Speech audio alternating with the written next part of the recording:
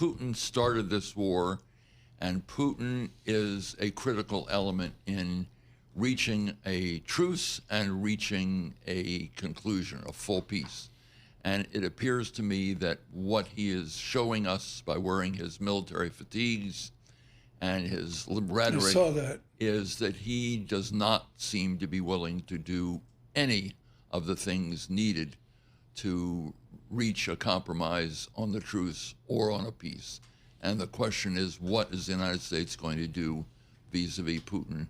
We've said, the president said he trusted him. He has now demonstrated he's going to do his own thing. He's going to be Catherine the Great and Peter the Great, and a compromise with the United States or Ukraine does not seem to be in his cards, which means there's a major diplomatic problem with him, and we're going to have to address that. There's no way around it. The distinction here, Paul, for me, is the diplomacy of Hormats or Kissinger or others. There's a lot of silence. There's a lot of quiet. And as Robert Hormat states there, we're at a very verbal diplomacy right now. It seems like it. Bob, so how do you think this is going to play out over the next several weeks and months as it relates to Ukraine, Russia, and U.S., and I guess not the Europeans?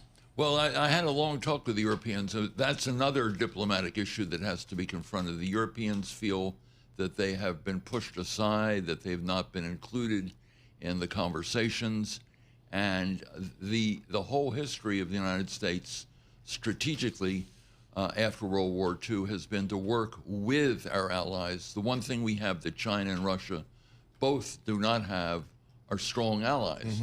And we're alienating them, and we're putting them, sidelining them. And I think this is going to weaken us in the long run vis-a-vis Putin and vis-a-vis the rest of the world. And very importantly, the confidence in our reliability to support our allies is diminished quite dramatically. All the Europeans I talked to said, can we have confidence in you? And I said, well, we have a history of being with you. And they say, if you're having a fight with your best friend and neighbor, Canada, how can we rely on you to support us, particularly the smaller Estonia, Latvia, Lithuania? Are you just going to toss them to the side? So credibility is on the line here. How should we think about Mr. Putin here? One could argue he could come out of this stronger than ever. And is that something that the Europeans that you spoke with are concerned about? Yes. I think that we underestimate how bad his economy is at this point and how many people he's lost. The only trouble is he lives in an information bubble. In authoritarian governments, information rarely moves up, particularly bad information. So he may not have a very good idea of actually what's going on in the battlefield.